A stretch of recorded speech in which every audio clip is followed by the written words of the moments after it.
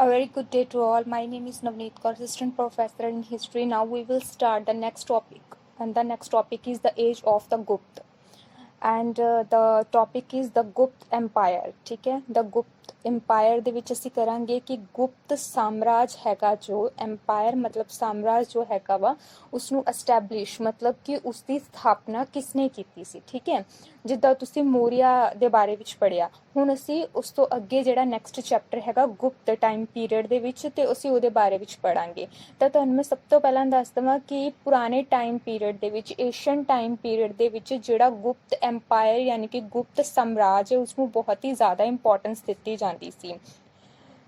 2014 ਦੇ ਵਿੱਚ ਕਹਿੰਦੇ ਇਸ ਨੂੰ ਇੱਕ ਮਤਲਬ ਇਸ ਦੀ ਜਿਹੜੀ ਇਸ ਨੂੰ ਐਸਟੈਬਲਿਸ਼ ਕੀਤਾ ਗਿਆ ਸੀ ਸ਼੍ਰੀ ਗੁਪਤ ਦੇ ਦੁਆਰਾ। ਠੀਕ ਹੈ, ਬਟ ਅਗਰ ਅਸੀਂ ਰਿਐਲਿਟੀ ਦੇਖੀਏ ਤਾਂ ਰਿਐਲਿਟੀ ਵਿੱਚ ਜਿਹੜੇ ਇਹਦੇ ਫਰਸਟ ਐਮਪਾਇਰ ਸੀਗੇ ਉਹ ਸੀਗੇ ਚੰਦਰਗੁਪਤ, ਜਿਸ ਨੂੰ ਤੁਸੀਂ ਚੰਦਰਗੁਪਤ ਦੇ ਨਾਮ ਨਾਲ ਜਾਣਦੇ ਹੋ। ਉਸਨੇ ਇਸ ਨੂੰ ਐਸਟੈਬਲਿਸ਼ ਕੀਤਾ ਸੀਗਾ ਤੇ 320 ਦੇ ਵਿੱਚ ਮਗਧ ਇੱਕ ਰਾਜ ਹੈਗਾ, ਇੱਕ ਸਟੇਟ ਹੈਗਾ, ਉੱਥੇ ਇਹਨਾਂ ਨੇ ਆਪਣਾ ਜਿਹੜਾ ਇਸ ਨੂੰ ਐਸਟੈਬਲਿਸ਼ ਕੀਤਾ ਸੀਗਾ ਗੁਪਤ ਸਾਮਰਾਜ ਯਾਨੀ ਕਿ ਗੁਪਤ ਐਮਪਾਇਰ ਨੂੰ। ਠੀਕ ਹੈ, ਸੋ ਕਹਿੰਦੇ ਅਸੀਂ ਦੇਖਦੇ ਹੈਗੇ ਕਿ ਸਮੁੰਦਰ ਗੁਪਤ ਤੇ ਚੰਦਰਗੁਪਤ ਇਹ ਦੋ ਇਸ ਤਰ੍ਹਾਂ ਦੇ ਐਮਪਾਇਰ ਹੈਗੇ ਨੇ ਜਿਨ੍ਹਾਂ ਨੂੰ ਬਹੁਤ ਹੀ ਜ਼ਿਆਦਾ ਗੁਪਤ ਟਾਈਮ ਪੀਰੀਅਡ ਦੇ ਵਿੱਚ ਇੰਪੋਰਟੈਂਸ ਦਿੱਤੀ ਜਾਂਦੀ ਹੈ। ਉਸ ਤੋਂ ਬਾਅਦ ਦੇ ਜਿੰਨੇ ਵੀ ਐਮਪਾਇਰ ਆਏ ਮਤਲਬ ਕਿ ਜਿੰਨੇ ਵੀ ਉਸ ਸਾਮਰਾਜ ਨੂੰ ਬਣਾਉਣ ਦੇ ਲਈ ਉਹਨਾਂ ਦੇ ਸੰਸਥਾਪਕ ਆਏ ਉਹਨਾਂ ਦੇ ਵਿੱਚੋਂ ਕੋਈ ਵੀ ਪਰਸਨ ਇੰਨਾ ਜ਼ਿਆਦਾ ਨੌਲੇਜ ਵਾਲਾ ਜਾਂ ਕਹਿ ਲਓ ਕਿ ਇੰਨਾ ਜ਼ਿਆਦਾ ਸਕਿਲਡ ਮਤਲਬ ਕਿ ਯੋਗਤਾ ਵਾਲਾ ਹੈ ਨਹੀਂ ਸੀ ਜਿਹੜਾ ਕਿ ਇਸ ਨੂੰ ਹੋਰ ਵੀ ਅੱਗੇ ਲੈ ਕੇ ਜਾ ਸਕੇ।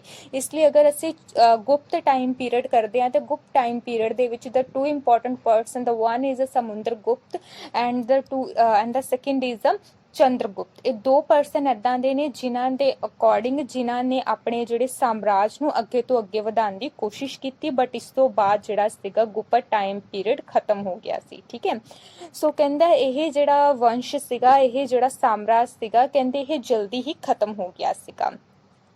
ਐਸਟੈਬਲਿਸ਼ਮੈਂਟ ਆਫ ਦਾ ਗੁਪਤ ਐਮਪਾਇਰ। ਸਭ ਤੋਂ ਪਹਿਲਾਂ ਜਿੱਦਾਂ ਮੈਂ ਤੁਹਾਨੂੰ ਦੱਸਿਆ ਸੀਗਾ ਕਿ ਗੁਪਤ ਸਾਮਰਾਜ ਦੀ ਜਿਹੜੀ ਸਥਾਪਨਾ ਵਾ ਸ਼੍ਰੀ ਗੁਪਤ ਨੇ ਕੀਤੀ ਸੀ। ਠੀਕ ਹੈ, ਮਗਧ ਦੇ ਵਿੱਚ ਮਗਧ ਇੱਕ ਸਟੇਟ ਆ 2040 ਤੋਂ 2080 ਤੱਕ ਸ਼੍ਰੀ ਗੁਪਤ ਜਿਹੜਾ ਸੀਗਾ ਉਸਨੇ ਆਪਣੇ ਕੰਟਰੋਲ ਦੇ ਵਿੱਚ ਰੱਖਿਆ ਸੀਗਾ ਗੁਪਤ ਟਾਈਮ ਪੀਰੀਅਡ ਨੂੰ। ਕਹਿੰਦੇ ਸੀ ਦੇਖਦੇ ਹੈਗੇ ਆ ਉਹਨਾਂ ਦੀ ਮੌਤ ਤੋਂ ਬਾਅਦ ਗਟੋਰਕਚ ਜਿਹੜਾ ਸੀਗਾ ਉੱਥੇ ਉਸਨੇ ਆਪਣੀ ਪੋਸਟ ਨੂੰ ਐਸਟੈਬਲਿਸ਼ ਕੀਤਾ। ਜਿੱਦਾਂ ਮੈਂ ਤੁਹਾਨੂੰ ਕਿਹਾ ਸੀਗਾ ਕਿ 280 ਤੋਂ ਬਾਅਦ 319 ਦੇ ਵਿੱਚ ਜਿਹੜਾ ਹੈਗਾ ਗਟੋਤਕਚ ਜਿਹੜਾ ਪਰਸਨ ਸੀਗਾ ਉਸਨੇ ਮਤਲਬ ਆਪਣੇ ਆਪ ਨੂੰ ਐਸਟੈਬਲਿਸ਼ ਕੀਤਾ। ਕਹਿੰਦੇ ਇੱਥੇ ਇੱਕ ਗੱਲ ਬਹੁਤ ਹੀ ਜ਼ਿਆਦਾ ਮਤਲਬ ਧਿਆਨ ਦੇਣ ਵਾਲੀ ਹੈਗੀ, ਇੰਪੋਰਟੈਂਸ ਹੈਗੀ ਆ ਕਿ ਇਹਨਾਂ ਨੇ ਆਪਣੇ ਟਾਈਮ ਪੀਰੀਅਡ ਦੇ ਵਿੱਚ ਜਿਹੜਾ ਰਾਜ ਹੈਗਾ ਵਾ ਮਤਲਬ ਇਹਨਾਂ ਦੇ ਟਾਈਮ ਪੀਰੀਅਡ ਦੇ ਵਿੱਚ ਜਿਹੜੇ ਲੋਕ ਹੈਗੇ ਆ ਆਪਣੇ ਆਪ ਦੇ ਲਈ ਇਹਨਾਂ ਦੇ ਟਾਈਮ ਪੀਰੀਅਡ ਦੇ ਵਿੱਚ ਜਿਹੜੇ ਲੋਕ ਸੀਗੇ ਮਤਲਬ ਇਹਨਾਂ ਨੂੰ ਜ਼ਿਆਦਾ ਪਰੇਸ਼ਾਨੀ ਨਹੀਂ ਸੀ ਲੋਕਾਂ ਨੂੰ ਹੁੰਦੀ। ਤਾਂ ਤੁਹਾਨੂੰ ਵੀ ਇੱਕ ਚੀਜ਼ ਇੰਪੋਰਟੈਂਟ ਹੈਗੀ ਇੱਥੇ ਦੱਸ ਦੇਵਾਂ ਕਿ ਇਹਨਾਂ ਨੇ ਇੱਕ ਕਿਸਮ ਦਾ ਰੂਲਰ ਦੇ ਤੌਰ ਤੇ ਕੰਮ ਕੀਤਾ। ਠੀਕ ਹੈ, ਮਤਲਬ ਸ਼ਾਸਕ ਦੇ ਤੌਰ ਤੇ ਕੰਮ ਕੀਤਾ, ਆਪਣੇ ਆਪ ਨੂੰ ਇਹ ਕਿੰਗ ਨਹੀਂ ਸੀ ਮੰਨਦੇ। ਠੀਕ ਹੈ, ਕਿੰਗ ਦੇ ਤੌਰ ਤੇ ਜਿਹੜਾ ਹੈਗਾ ਉਸਨੇ ਕੰਮ ਨਹੀਂ ਕੀਤਾ। ਗਟੋਤ ਕੱਚ ਦਾ ਜਿਹੜਾ ਸੀਗਾ ਸਨ ਉਹਦਾ ਨਾਮ ਸੀਗਾ ਚੰਦਰਗੁਪਤ। ਠੀਕ ਹੈ, ਜਿਸਨੂੰ ਮੈਂ ਤੁਹਾਨੂੰ ਦੱਸਿਆ ਸੀਗਾ ਕਿ ਚੰਦਰਗੁਪਤ ਆਇਆ ਸੀਗਾ। ਕਹਿੰਦੇ 320 ਦੇ ਵਿੱਚ ਚੰਦਰਗੁਪਤ ਜਿਹੜਾ ਸੀਗਾ ਉਹ ਆਪਣੀ ਪੋਸਟ ਦੇ ਉੱਤੇ ਵਿਰਾਜਮਾਨ ਹੋਇਆ ਸੀ, ਪੋਸਟ ਦੇ ਉੱਤੇ ਬੈਠਾ ਸੀ। ਕਹਿੰਦੇ ਉਸਨੇ 335 ਤੱਕ ਉਸਨੇ ਆਪਣੇ ਸ਼ਾਸਨ ਦੇ ਉੱਤੇ ਜਿਹੜਾ ਕੰਟਰੋਲ ਹੈਗਾ ਉਹ ਕੀਤਾ ਸੀਗਾ। ਕਹਿੰਦੇ ਉਸ ਤੋਂ ਬਾਅਦ ਕਹਿੰਦੇ ਉਹ ਜਿਹੜਾ ਪਹਿਲਾ ਤੁਹਾਨੂੰ ਮੈਂ ਇਹ ਚੀਜ਼ ਇੱਥੇ ਦੱਸ ਦੇਵਾਂ ਕਿ ਚੰਦਰਗੁਪਤ ਪਹਿਲਾਂ ਇੱਦਾਂ ਦਾ ਪਰਸਨ ਸੀਗਾ ਜਿਹਨੇ ਆਪਣੇ ਆਪ ਨੂੰ ਐਜ਼ ਅ ਰੂਲਰ ਦੇ ਤੌਰ ਤੇ ਨਹੀਂ ਐਜ਼ ਅ ਕਿੰਗ ਦੇ ਤੌਰ ਤੇ ਮੰਨਿਆ ਸੀਗਾ ਤੇ ਆਪਣੀ ਪੋਸਟ ਦੇ ਉੱਤੇ ਵਿਰਾਜਮਾਨ ਰਿਹਾ ਸੀਗਾ। ਠੀਕ ਹੈ, ਕਹਿੰਦੇ ਇਸ ਤਰ੍ਹਾਂ ਜਿਹੜਾ ਗੁਪਤ ਸਾਮਰਾਜ ਆ ਉਹ ਚੱਲਦਾ ਰਿਹਾ ਸੀਗਾ। ਕਹਿੰਦੇ ਇਸ ਤੋਂ ਇਲਾਵਾ ਕਹਿੰਦੇ ਇਸ ਤਰ੍ਹਾਂ ਅਸੀਂ ਦੇਖਦੇ ਹੈਗੇ ਆ ਕਿ ਜਿਹੜਾ ਲਕਸ਼ਮੀ ਵੰਸ਼ ਠੀਕ ਹੈ ਉਹਨਾਂ ਦੀ ਜਿਹੜੀ ਡਾਟਰ ਸੀਗੀ ਉਹਨਾਂ ਨਾਮ ਸੀ ਕੁਮਾਰ ਦੇਵੀ ਚੰਦਰਗੁਪਤ ਦੀ ਜਿਹੜੀ ਮੈਰਿਜ ਹੋਈ ਆ ਉਹ ਕੁਮਾਰ ਦੇਵੀ ਨਾਲ ਹੋਈ ਆ। ਤੁਹਾਨੂੰ ਮੈਂ ਦੱਸ ਦੇਵਾਂ ਕੁਮਾਰ ਦੇਵੀ ਜਿਹੜੀ ਸੀ ਕਾਫੀ ਜ਼ਿਆਦਾ ਰਿਚ ਪਰਸਨ ਸੀਗੇ ਉਹ, ਤੇ ਜਿਹਦੇ ਕਾਰਨ ਜਦੋਂ ਉਸਨੇ ਉਸ ਨਾਲ ਸ਼ਾਦੀ ਕਰ ਲਈ ਸੀ ਤੇ ਉਹਨਾਂ ਦਾ ਜਿਹੜਾ ਕੰਟਰੋਲ ਸੀਗਾ ਕਾਫੀ ਜ਼ਿਆਦਾ ਹੋਰ ਵੀ ਸਟੇਟਸ ਦੇ ਵਿੱਚ ਹੋ ਗਿਆ ਸੀ। ਫੋਰ ਐਗਜ਼ਾਮਪਲ ਬੰਗਾਲ, ਬਿਹਾਰ, ਅਵਧ, ਇਲਾਹਾਬਾਦ, ਬਹੁਤ ਸਾਰੇ ਹੋਰ ਇਲਾਕਿਆਂ ਦੇ ਉੱਤੇ ਵੀ ਚੰਦਰਗੁਪਤ ਨੇ ਜਿਹੜਾ ਸੀ ਕੰਟਰੋਲ ਕਰ ਲਿਆ। ਤੁਸੀਂ ਸੋਚੋ ਪਹਿਲਾਂ ਦੇ ਜਿਹੜੇ ਰਾਜੇ ਪਹਿਲਾਂ ਦੇ ਜਿਹੜੇ ਰੂਲਰ ਸੀਗੇ ਉਸਨੇ ਕੀ ਕੀਤਾ ਸੀਗਾ, ਜਸਟ ਇੱਕ ਰੂਲਰ ਦੇ ਤੌਰ ਤੇ ਕੰਮ ਕੀਤਾ ਸੀਗਾ, ਠੀਕ ਹੈ, ਰੂਲ ਬਣਾਏ ਉਹਨਾਂ ਤੇ ਕੰਮ ਕਰਨਾ ਸਟਾਰਟ ਕੀਤਾ ਸੀ, ਮਤਲਬ ਕਦੇ ਵੀ ਕਿੰਗ ਨਹੀਂ ਬਣੇ। ਬਟ ਜਦੋਂ ਦਾ ਕੌਣ ਆਇਆ ਸੀਗਾ, ਚੰਦਰਗੁਪਤ ਆਇਆ ਸੀਗਾ, ਚੰਦਰਗੁਪਤ ਨੇ ਆਪਣੇ ਆਪ ਨੂੰ ਐਜ਼ ਅ ਕਿੰਗ ਦੇ ਵਿੱਚ ਕਨਵਰਟ ਕੀਤਾ। ਉਸ ਤੋਂ ਬਾਅਦ ਉਸਨੇ ਕੁਮਾਰ ਦੇਵੀ ਦੇ ਨਾਲ ਸ਼ਾਦੀ ਕਰ ਲਈ, ਜਿਹਦੇ ਕਾਰਨ ਮੈਰਿਜ ਕਰ ਲਈ, ਜਿਹਦੇ ਕਾਰਨ ਜਿਹੜਾ ਉਹਦਾ ਕੰਟਰੋਲ ਸੀਗਾ ਹੋਰ ਵੀ ਸਟੇਟ ਦੇ ਉੱਤੇ ਹੋ ਗਿਆ ਸੀ। ਇਸ ਤਰ੍ਹਾਂ ਜਿਹੜਾ ਗੁਪਤ ਸਾਮਰਾਜ ਸੀਗਾ ਕਾਫੀ ਅੱਗੇ ਜ਼ਿਆਦਾ ਸਟੈਬਲਿਸ਼ ਕਰਨਾ ਉਸਨੇ ਮਤਲਬ ਉਹਦੀ ਸਥਾਪਨਾ ਹੋਣੀ ਸਟਾਰਟ ਹੋ ਗਈ ਸੀ, ਸਟੈਬਲਿਸ਼ ਕਰ ਲਿਆ ਸੀ ਉਸਨੇ ਆਪਣੇ ਆਪ ਨੂੰ, ਠੀਕ ਹੈ। ਤੋ ਅਸੀਂ ਹੁਣ ਨੈਕਸਟ ਚੱਲਦੇ ਹੈਗੇ ਆ ਕਿ ਗੁਪਤ ਟਾਈਮ ਪੀਰੀਅਡ ਦੇ ਵਿੱਚ ਜਿਹੜਾ ਇਕਨੋਮਿਕ ਕੰਡੀਸ਼ਨ ਸੀ, ਸੋਸ਼ਲ ਕੰਡੀਸ਼ਨ ਸੀ, ਰਿਲੀਜੀਅਸ ਜਿਹੜੀ ਉਹਦੀ ਲਾਈਫ ਸੀਗੀ ਕਿਸ ਤਰ੍ਹਾਂ ਦੀ ਸੀਗੀ, ਠੀਕ ਹੈ। ਤੁਹਾਨੂੰ ਕੁਐਸਚਨ ਜਦੋਂ ਵੀ ਆਂਦਾ ਹੈਗਾ ਤੁਸੀਂ ਕੁਐਸਚਨ ਨੂੰ ਸਟਾਰਟ ਕਿਹੜੇ ਤਰੀਕੇ ਦੇ ਨਾਲ ਕਰਨਾ ਹੈ, ਕੁਐਸਚਨ ਨੂੰ ਸਟਾਰਟ ਤੁਸੀਂ ਇਸ ਤਰੀਕੇ ਦੇ ਨਾਲ ਹੀ ਕਰਨਾ ਹੈ ਕਿ ਥੋੜਾ ਜਿਹਾ ਗੁਪਤ ਟਾਈਮ ਪੀਰੀਅਡ ਦਾ ਮੈਨੂੰ ਟਾਈਮ ਪੀਰੀਅਡ ਦੱਸੋ ਕਿ ਕਿੰਨੇ ਤੋਂ ਕਿੰਨੇ ਟਾਈਮ ਪੀਰੀਅਡ ਦੇ ਵਿੱਚ ਕਿਹੜੇ ਗੁਪਤ ਸਾਮਰਾਜ ਜਿਹੜਾ ਹੈਗਾ, ਗੁਪਤ ਐਮਪਾਇਰ ਜਿਹੜਾ ਹੈਗਾ ਉਹਦੇ ਵਿੱਚ ਪਰਸਨ ਆਣੇ ਸਟਾਰਟ ਹੋਏ, ਠੀਕ ਹੈ। ਸੋ ਜਿੱਦਾਂ ਹੀ ਤੁਸੀਂ ਮੇਰੀ ਸਪੀਚ ਨੂੰ ਸੁਣਦੇ ਆ ਆਪਣੀ ਕਾਪੀ ਦੇ ਵਿੱਚ ਉਸ ਤਰ੍ਹਾਂ ਲਿਖਣਾ ਸਟਾਰਟ ਕਰ ਦਿਆ ਕਰੋ ਕਿ ਕਿੰਨੇ ਟਾਈਮ ਪੀਰੀਅਡ ਤੋਂ ਕਿੰਨੇ ਟਾਈਮ ਪੀਰੀਅਡ ਤੱਕ ਕਿਹੜਾ ਰਾਜਾ ਜਾਂ ਮਹਾਰਾਜਾ ਆ, ਕਿਉਂਕਿ ਵਨ ਆਨਸਰ ਟਾਈਪ ਦੇ ਕੁਐਸਚਨ ਹੁੰਦੇ ਆ, ਉਹਦੇ ਵਿੱਚ ਤੁਹਾਨੂੰ ਇਹ ਕੁਐਸਚਨ ਆ ਸਕਦਾ ਹੈ ਕਿ ਗੁਪਤ ਟਾਈਮ ਪੀਰੀਅਡ ਦੇ ਵਿੱਚ ਕਿਹੜੇ ਜਿਹੜੇ ਰੂਲਰ ਸੀਗੇ ਉਹਨਾਂ ਨੇ ਰਾਜ ਕੀਤਾ ਸੀਗਾ, ਫਰਸਟ ਪਰਸਨ ਕਿਹੜਾ ਸੀਗਾ, ਠੀਕ ਹੈ। ਸੋ ਇਸ ਤਰ੍ਹਾਂ ਦੇ ਕੁਐਸਚਨ ਆ ਸਕਦੇ ਆ। ਚਲੋ ਆਪਾਂ ਨੈਕਸਟ ਕੁਐਸਚਨ ਜਿਹੜਾ ਹੈਗਾ ਵਾ ਸਟਾਰਟ ਕਰਦੇ ਹਾਂ ਕਿ social, economic and religious life ਜਿਹੜੀ ਸੀ ਕਿਸ ਤਰ੍ਹਾਂ ਦੀ ਸੀਗੀ। ਤੁਹਾਨੂੰ ਛੋਟੇ ਕੁਐਸਚਨ ਆਣਗੇ, 3 ਨੰਬਰ ਦੇ ਆਣਗੇ, 5 ਨੰਬਰ ਦੇ ਆਣਗੇ, ਤੁਹਾਨੂੰ ਇਸ ਤਰ੍ਹਾਂ ਦੀ ਕੁਐਸਚਨ ਆਣਗੇ ਕਿ ਗੁਪਤ ਟਾਈਮ ਪੀਰੀਅਡ ਦੀ ਸੋਸ਼ਲ ਕੰਡੀਸ਼ਨ ਦੇ ਬਾਰੇ ਵਿੱਚ ਲਿਖੋ ਜਾਂ ਇਕਨੋਮਿਕ ਕੰਡੀਸ਼ਨ ਦੇ ਬਾਰੇ ਵਿੱਚ ਲਿਖੋ ਜਾਂ ਰਿਲੀਜੀਅਸ ਕੰਡੀਸ਼ਨ ਦੇ ਬਾਰੇ ਵਿੱਚ ਦੱਸੋ। ਤੇ ਤੁਹਾਨੂੰ ਮੈਂ ਦੱਸ ਦਵਾਂ ਕਿ ਜਦੋਂ ਵੀ ਮੈਂ ਸਪੀਚ ਦਿੰਨੀ ਆ ਤੇ ਮੈਂ ਬਹੁਤ ਜ਼ਿਆਦਾ ਹਰੇਕ ਚੀਜ਼ ਨੂੰ ਜਿਹੜਾ ਹੈਗਾ ਐਕਸਪਲੇਨ ਕਰ ਦਿੰਨੀ ਹੈਗੀ ਆ ਕਿ 5 ਮਾਰਕਸ ਦਾ ਕੁਐਸਚਨ ਜਾਂ 3 ਮਾਰਕਸ ਦਾ ਕੁਐਸਚਨ ਈਜ਼ੀਲੀ ਬਣ ਜਾਏਗਾ ਅਗਰ ਜਸਟ ਤੁਸੀਂ ਮੇਰੀ ਸਪੀਚ ਨੂੰ ਹੀ ਸੁਣ ਲਓ, ਠੀਕ ਹੈ। ਤੋ ਵੀ ਵਿਲ ਸਟਾਰਟ। ਚਲੋ ਆਪਾਂ ਸਭ ਤੋਂ ਪਹਿਲਾਂ ਕਰਦੇ ਹਾਂ ਕਿ ਗੁਪਤ ਟਾਈਮ ਪੀਰੀਅਡ ਜਿਹੜਾ ਹੈਗਾ, ਮੈਂ ਤੁਹਾਨੂੰ ਦੱਸਾਂ ਕਿ ਗੁਪਤ ਟਾਈਮ ਪੀਰੀਅਡ ਦੇ ਵਿੱਚ ਕੰਡੀਸ਼ਨਸ ਬਹੁਤ ਅੱਛੀਆਂ ਸੀ। ਕੰਡੀਸ਼ਨ ਅੱਛੀਆਂ ਇਸ ਤਰ੍ਹਾਂ ਹੁੰਦੀਆਂ ਨੇ ਜਿੱਦਾਂ ਤੁਸੀਂ ਮੰਨ ਲਓ ਰਾਜਾ ਮਹਾਰਾਜਾ ਅਗਰ ਬਹੁਤ ਜ਼ਿਆਦਾ ਕਰੂਲ ਹੈਗਾ ਵਾ, ਠੀਕ ਹੈ, ਹੁਣ ਕਰੂਲ ਮਤਲਬ ਭੈੜਾ ਇਨਸਾਨ ਜਿਹੜਾ ਹੈਗਾ, ਤੇ ਤੁਸੀਂ ਮੰਨ ਕੇ ਚੱਲੋ ਕਿ ਉਹਦੇ ਸ਼ਾਸਨ ਦੇ ਵਿੱਚ ਨਾ ਤਾਂ ਕੋਈ ਖੁਸ਼ ਰਹਿ ਪਾਏਗਾ, ਉਹਦੇ ਕੰਟਰੋਲ ਦੇ ਵਿੱਚ ਕੋਈ ਖੁਸ਼ ਨਹੀਂ ਰਹਿ ਪਾਏਗਾ। ਮਤਲਬ ਅਗਰ ਜਿਹੜਾ ਸਾਡੇ ਰਾਜੇ ਮਹਾਰਾਜੇ ਜਿਹੜੇ ਆ ਇੱਕ ਬਹੁਤ ਜ਼ਿਆਦਾ ਅੱਛੇ ਹੋਣ ਜਾਂ ਉਹਨਾਂ ਦੇ ਵਿੱਚ ਮਤਲਬ ਅੱਛਾਈ ਭਰੀ ਹੋਵੇ ਤਾਂ ਸਾਡਾ ਜਿਹੜਾ ਸਾਮਰਾਜ ਆ, ਸਾਡੀ ਜਿਹੜੀ ਸੋਸਾਇਟੀ ਆ, ਇਹ ਆਪਣੇ ਆਪ ਹੀ ਗੁੱਡ ਤਰੀਕੇ ਦੇ ਨਾਲ ਸਰਵਾਈਵ ਕਰੇਗੀ। ਤੇ ਗੁਪਤ ਟਾਈਮ ਪੀਰੀਅਡ ਇਸ ਤਰ੍ਹਾਂ ਦਾ ਹੀ ਟਾਈਮ ਪੀਰੀਅਡ ਸੀ ਕਿ ਇਹਦੇ ਵਿੱਚ ਹਰ ਜਿਹੜੀ ਚੀਜ਼ ਸੀ ਇੱਕ ਪ੍ਰੋਸਪੈਰਿਟੀ ਦੇ ਤੌਰ ਤੇ, ਮਤਲਬ ਖੁਸ਼ਹਾਲੀ ਦੇ ਤੌਰ ਤੇ ਜਿਹੜੀ ਹੈਗੀ ਅੱਗੇ ਵਧਣੀ ਸਟਾਰਟ ਹੋਈ ਸੀਗੀ। ਤੇ ਬੁੱਧ ਮਤ ਤੇ ਜੈਨ ਮਤ, ਮੈਂ ਬੁੱਧ ਧਰਮ ਤੇ ਜੈਨ ਧਰਮ ਤੁਹਾਨੂੰ ਪਹਿਲਾਂ ਕਰਵਾ ਚੁੱਕੀ ਹੈਗੀ ਟੌਪਿਕ ਦੇ ਵਿੱਚ। ਮੈਂ ਤੁਹਾਨੂੰ ਦੱਸਿਆ ਸੀਗਾ ਕਿ ਦੋਹੇ ਹੀ ਵਧੀਆ ਨੇ, ਜਿਹਦੇ ਕਾਰਨ ਗੁਪਤ ਟਾਈਮ ਪੀਰੀਅਡ ਦੇ ਵਿੱਚ ਬੁੱਧ ਔਰ ਜੈਨ ਮਤ ਨੇ ਵੀ ਸਰਵਾਈਵ ਕੀਤਾ ਈਜ਼ੀਲੀ। ਚਲੋ ਅਸੀਂ ਕਰਦੇ ਹਾਂ ਸਭ ਤੋਂ ਪਹਿਲਾਂ ਸੋਸ਼ਲ ਲਾਈਫ।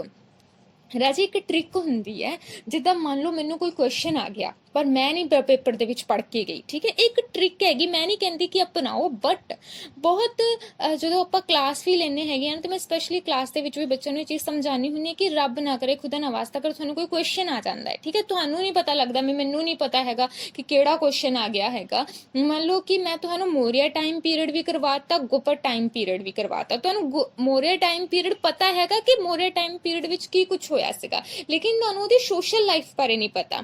ਇਸੇ ਤਰ੍ਹਾਂ ਹੀ ਤੁਹਾਨੂੰ ਗੁਪਤ ਟਾਈਮ ਪੀਰੀਅਡ ਪਤਾ ਲੇਕਿਨ ਤੁਹਾਨੂੰ ਉਹਦੀ ਸੋਸ਼ਲ ਕੰਡੀਸ਼ਨ ਬਾਰੇ ਨਹੀਂ ਪਤਾ।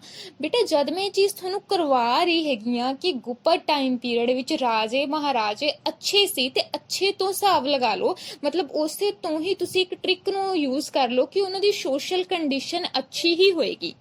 ਸੋਸ਼ਲ ਦੇ ਵਿੱਚ ਸਭ ਤੋਂ ਪਹਿਲਾਂ ਕੀ ਆ ਜਾਂਦਾ ਹੈ? ਸੋਸ਼ਲ ਦੇ ਵਿੱਚ ਸਭ ਤੋਂ ਪਹਿਲਾਂ ਆਉਂਦਾ ਹੈ ਜੁਆਇੰਟ ਫੈਮਿਲੀ ਸਿਸਟਮ। ਅਸੀਂ ਕਹਿਣਾ ਹੈ ਕਿ ਜੁਆਇੰਟ ਫੈਮਿਲੀ ਸਿਸਟਮ ਦੇ ਵਿੱਚ ਕੀ ਹੋਏਗਾ, ਨਾਰਮਲ ਜੀ ਚੀਜ਼ ਹੈ ਜਿਹਦੇ ਵਿੱਚ ਹੈਡ ਆਫ ਦ ਡਿਪਾਰਟਮੈਂਟ ਦਾ ਇੱਕ ਪਰਸਨ ਹੋਏਗਾ ਜਿਹੜੇ ਰੂਲ ਐਂਡ ਰੈਗੂਲੇਸ਼ਨਸ ਨੂੰ ਸਾਰੀ ਫੈਮਿਲੀ ਜਿਹੜੀ ਉਹ ਫੋਲੋ ਕਰੇਗੀ, ਦੈਨ ਉਹਦੀਆਂ ਇਨਸਟਰਕਸ਼ਨਸ ਨੂੰ ਫੋਲੋ ਕੀਤਾ ਜਾਏਗਾ। ਠੀਕ ਹੈ, ਨੈਕਸਟ ਹੈਗਾ ਕੰਡੀਸ਼ਨ ਆਫ ਦ ਵੂਮਨ। ਕਹਿੰਦੇ ਵੂਮਨ ਦੀ ਕੰਡੀਸ਼ਨ ਜਿਹੜੀ ਸੀਗੀ ਕਿਸ ਤਰ੍ਹਾਂ ਦੀ ਸੀ, ਅਸੀਂ ਕਹਿਣਾ ਹੈ ਕਿ ਇਹ ਠੀਕ ਹੈ ਕਿ ਗੁਪਤ ਟਾਈਮ ਪੀਰੀਅਡ ਦੇ ਵਿੱਚ ਵੂਮਨ ਦੇ ਉੱਤੇ ਬਹੁਤ ਸਾਰੀਆਂ ਪਾਬੰਦੀਆਂ ਲੱਗੀਆਂ ਸੀਗੀਆਂ, ਠੀਕ ਹੈ, ਕੁਝ ਕੰਟਰੋਲ ਮੈਨ ਦਾ ਹੁੰਦਾ ਸੀ, but the reality is this ਕਿ ਗੁਪਤ ਟਾਈਮ ਪੀਰੀਅਡ ਦੇ ਵਿੱਚ ਉਹਨਾਂ ਦੀ ਜਿਹੜੀ ਦਿਸ਼ਾ ਹੈਗੀ, ਉਹਨਾਂ ਦੀ ਜਿਹੜੀ ਕੰਡੀਸ਼ਨ ਹੈਗੀ ਆ ਫਿਰ ਵੀ ਕਾਫੀ ਜ਼ਿਆਦਾ ਅੱਛੀ ਸੀਗੀ। ਚਲੋ ਠੀਕ ਹੈ, ਉਸ ਟਾਈਮ ਪੀਰੀਅਡ ਦੇ ਵਿੱਚ ਜਿਹੜੀਆਂ ਗਰਲਸ ਸੀਗੀਆਂ ਚਾਈਲਡ ਮੈਰਿਜ ਯਾਨੀ ਕਿ ਛੋਟੀ ਉਮਰ ਦੇ ਵਿੱਚ ਉਹਨਾਂ ਦਾ ਵਿਆਹ ਕਰਵਾ ਦਿੱਤਾ ਜਾਂਦਾ ਸੀ, ਤੇ ਕਹਿੰਦੇ ਕਿ ਇਸ ਟਾਈਮ ਪੀਰੀਅਡ ਦੇ ਵਿੱਚ ਜਿਹੜੀਆਂ ਗਰਲਸ ਸੀਗੀਆਂ ਕਹਿੰਦੇ ਉਹ ਆਪਣਾ ਜਿਹੜਾ ਹਸਬੈਂਡ ਸੀਗਾ ਮਤਲਬ ਖੁਦ ਉਹਨਾਂ ਨੂੰ ਸਿਲੈਕਟ ਨਹੀਂ ਸੀ ਕਰ ਸਕਦੀਆਂ, ਲੇਕਿਨ ਕਹਿੰਦੇ ਕਿ ਜਿਹੜੀ ਉਹਨਾਂ ਦੀ ਕਹਿ ਲਓ ਕਿ ਹੋਮ ਲਾਈਫ ਸੀਗੀ, ਠੀਕ ਹੈ, ਘਰੇਲੂ ਜਿਹੜੀ ਉਹਨਾਂ ਦੀ ਲਾਈਫ ਸੀਗੀ ਕਹਿੰਦੇ ਉਹ ਕਾਫੀ ਜ਼ਿਆਦਾ ਅੱਛੀ ਸੀਗੀ। ਠੀਕ ਹੈ, ਕਹਿੰਦੇ ਕਿ ਇੱਕ ਤੋਂ ਜਿਹੜਾ ਮੈਨ ਵੀ ਸੀਗਾ ਕਹਿੰਦੇ ਉਹਦੇ ਲਈ ਇਹ ਕੰਡੀਸ਼ਨ ਸੀ ਕਿ ਇੱਕ ਤੋਂ ਜ਼ਿਆਦਾ ਇਸਤਰੀਆਂ ਦੇ ਨਾਲ ਵਿਆਹ ਕਰ ਸਕਦਾ ਸੀ, ਯਾਨੀ ਕਿ ਮੈਰਿਜ ਜਿਹੜੀ ਸੀਗੀ 1 to other ਵੂਮਨਸ ਦੇ ਨਾਲ ਕਰ ਸਕਦਾ ਸੀਗਾ। ਠੀਕ ਹੈ, ਕਹਿੰਦੇ ਵਿਧਵਾ ਜਿਹੜੀ ਸੀਗੀ ਉਹਨਾਂ ਨੂੰ ਵੀ ਦੁਬਾਰਾ ਯਾਨੀ ਕਿ ਰੀਮੈਰਿਜ ਕਰਵਾਉਣ ਦੀ ਇਜਾਜ਼ਤ ਜਿਹੜੀ ਹੈਗੀ ਆ ਉਹ ਦਿੱਤੀ ਜਾਂਦੀ ਸੀ। ਹੁਣ ਤੁਸੀਂ ਖੁਦ ਹੀ ਸੋਚ ਲਓ ਕਿ ਵੂਮਨ ਦੀ ਕੰਡੀਸ਼ਨ ਚਾਵੇ ਨਾ ਚਾਵੇ ਅੱਛੀ ਹੈ। ਠੀਕ ਹੈ, ਚਾਈਲਡ ਮੈਰਿਜ ਉਸ ਸਮੇਂ ਦਾ ਰਿਵਾਜ ਹੈਗਾ ਵਾ। ਠੀਕ ਹੈ, ਤੁਸੀਂ ਅੱਜ ਦਾ ਟਾਈਮ ਪੀਰੀਅਡ ਵੀ ਦੇਖ ਲਓ। ਠੀਕ ਹੈ, ਛੋਟੇ ਛੋਟੇ ਬੱਚਿਆਂ ਦੀ ਮੈਰਿਜ ਕਰ ਦਿੱਤੀ ਜਾਂਦੀ ਹੈ, ਬਟ ਇਹਦੇ ਵਿੱਚ ਅਸੀਂ ਇਹ ਤਾਂ ਨਹੀਂ ਨਾ ਕਿ ਚਲੋ ਇਹ ਇਲੀਗਲ ਕੰਮ ਹੈ, ਨਹੀਂ ਕਰਨਾ ਚਾਹੀਦਾ। ਠੀਕ ਹੈ, ਬਟ ਅਗਰ ਆਪਾਂ ਦੇਖਦੇ ਹਾਂ ਤੇ ਇਹਦਾ ਮਤਲਬ ਇਹ ਤਾਂ ਨਹੀਂ ਹੈ ਕਿ ਉਹਨਾਂ ਨੂੰ ਅੱਛੀ ਕੰਡੀਸ਼ਨ 'ਚ ਨਹੀਂ ਰੱਖਿਆ ਜਾਂਦਾ। ਸੋ ਉਸ ਟਾਈਮ ਪੀਰੀਅਡ ਦੇ ਵਿੱਚ ਚਾਹੇ ਚਾਈਲਡ ਮੈਰਿਜ ਕਰ ਦਿੱਤੀ ਜਾਂਦੀ ਸੀ, ਬੇਟਾ ਜਿੱਥੇ ਇੱਕ ਵੂਮਨ ਜਿਹੜੀ ਵਿਡੋ ਹੈ, ਵਿਡੋ ਮਤਲਬ ਵਿਧਵਾ ਹੈ, ਉਸਨੂੰ ਰੀਮੈਰਿਜ ਮਤਲਬ ਕਿ ਦੁਬਾਰਾ ਮੈਰਿਜ ਕਰਨ ਦਾ ਅਧਿਕਾਰ ਹੈ ਨਾ, ਉੱਥੇ ਜਿਹੜੀ ਕੰਡੀਸ਼ਨ ਹੈਗੀ ਉਹਦੀ ਅੱਛੀ ਹੀ ਹੋਏਗੀ। ਠੀਕ ਹੈ, ਉਸ ਤੋਂ ਬਾਅਦ ਹੈਗਾ ਵਾ ਕਾਸਟ ਸਿਸਟਮ। ਕਾਸਟ ਸਿਸਟਮ ਤਾਂ ਜੀ ਸਾਡਾ ਸ਼ੁਰੂ ਤੋਂ ਹੀ 4 ਰੂਪਸ ਦੇ ਵਿੱਚ ਮਤਲਬ ਕਿ 4 ਪਾਰਟਸ ਦੇ ਵਿੱਚ ਡਿਵਾਈਡ ਹੈਗਾ ਵਾ, ਬ੍ਰਾਹਮਣ, ਕੁਸ਼ਤਰੀ, ਵੈਸ਼ ਤੇ ਸ਼ੂਦਰ। ਠੀਕ ਹੈ, ਕਹਿੰਦੇ ਕਿ ਬ੍ਰਾਹਮਣਾਂ ਦੀ ਸਲਾਹ ਬਹੁਤ ਲਈ ਜਾਂਦੀ ਸੀ ਵਿਆਹ ਸ਼ਾਦੀ ਜਾਂ ਕਿਸੇ ਵੀ ਤਰ੍ਹਾਂ ਦੇ ਤਿਉਹਾਰ ਯਾਨੀ ਕਿ ਸਿਸਟਮ ਦੇ ਮੌਕੇ ਦੇ ਉੱਤੇ। ਠੀਕ ਹੈ, ਕਹਿੰਦੇ ਕਿ ਬ੍ਰਾਹਮਣਾਂ ਦੀ ਮਰਜ਼ੀ ਤੋਂ ਬਿਨਾਂ ਜਿਹੜਾ ਹੈਗਾ ਵਾ ਕੋਈ ਵੀ ਕੰਮ ਨਹੀਂ ਸੀ ਕੀਤਾ ਜਾਂਦਾ। ਅਨਟੱਚੇਬਲ, ਜਿਸਨੂੰ ਤੁਸੀਂ ਛੂਆ ਛਾਤ, ਠੀਕ ਹੈ, ਇਸ ਤਰ੍ਹਾਂ ਦਾ ਵਰਡ ਯੂਜ਼ ਕਰਦੇ ਹੋਏਗੇ, ਅਨਟੱਚੇਬਲ ਜਿਹੜੇ ਪਰਸਨ ਹੁੰਦੇ ਆ ਉਹਨਾਂ ਦੇ ਨਾਲ ਅਕਸਰ ਹੀ ਜਿਹੜਾ ਬੁਰਾ ਵਿਵਹਾਰ ਕੀਤਾ ਜਾਂਦਾ ਸੀਗਾ। ਠੀਕ ਹੈ, ਸੋ ਕਹਿੰਦੇ ਕਿ ਉਹਨਾਂ ਦੇ ਜਿਹੜੀਆਂ ਕਾਟੇਜ ਮਤਲਬ ਕਿ ਉਹਨਾਂ ਦੀਆਂ ਜਿਹੜੀਆਂ ਝੁੱਗੀਆਂ ਝੌਂਪੜੀਆਂ ਵੀ ਹੁੰਦੀਆਂ ਸੀਗੀਆਂ ਉਹਨਾਂ ਨੂੰ ਵੀ ਬਾਹਰ ਹੀ ਆਪਣੀ ਜਿਹੜੀ ਸੁਸਾਇਟੀ ਤੋਂ ਬਾਹਰ ਰੱਖਿਆ ਜਾਂਦਾ ਸੀਗਾ ਕਿ ਉਹ ਜਿਹੜੇ ਮੈਨ ਵੂਮਨ ਜਿਹੜੇ ਕਿ ਅਨਟੱਚੇਬਲ ਨੇ, ਛੂਆ ਛਾਤ ਦੇ ਨਾਲ ਰਿਲੇਟਡ ਹੈਗੇ ਨੇ, ਉਹਨਾਂ ਨੂੰ ਕਦੇ ਵੀ ਸੁਸਾਇਟੀ ਵਿੱਚ ਆਉਣ ਦੀ ਇਜਾਜ਼ਤ ਨਹੀਂ ਸੀ ਦਿੱਤੀ ਜਾਂਦੀ। ਠੀਕ ਹੈ, ਉਸ ਤੋਂ ਬਾਅਦ ਤੁਹਾਡਾ ਹੈਗਾ ਸਲੇਵਰੀ। ਸਲੇਵਰੀ ਦਾ ਰਾਜੇ ਮਤਲਬ ਹੁੰਦਾ ਵਾ ਦਾਸ ਪ੍ਰਥਾ।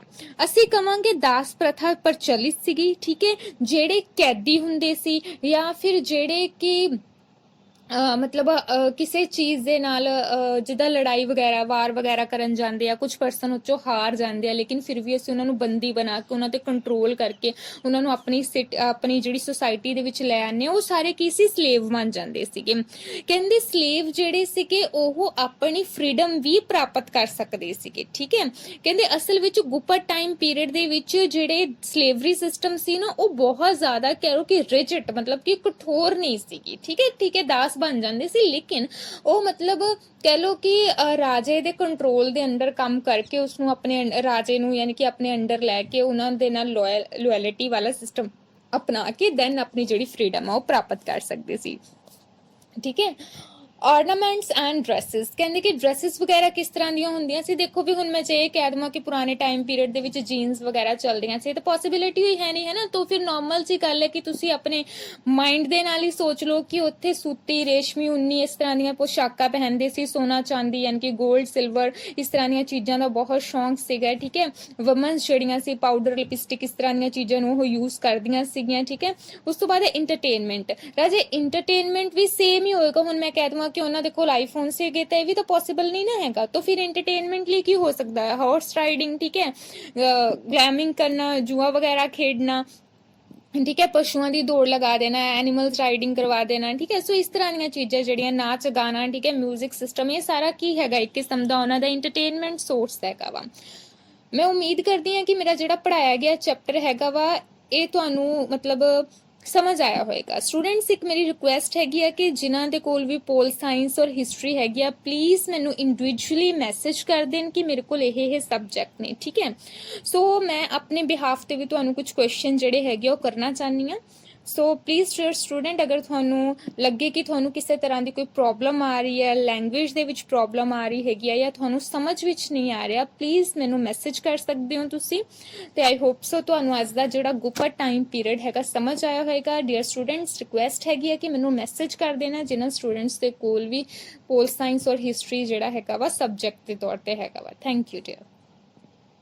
ਆਈ ਹੋਪ ਸੋ ਤੁਹਾਨੂੰ ਲੈਕਚਰ ਜਿਹੜਾ ਹੈਗਾ ਸਮਝ ਆਇਆ ਹੋਏਗਾ। Thank you.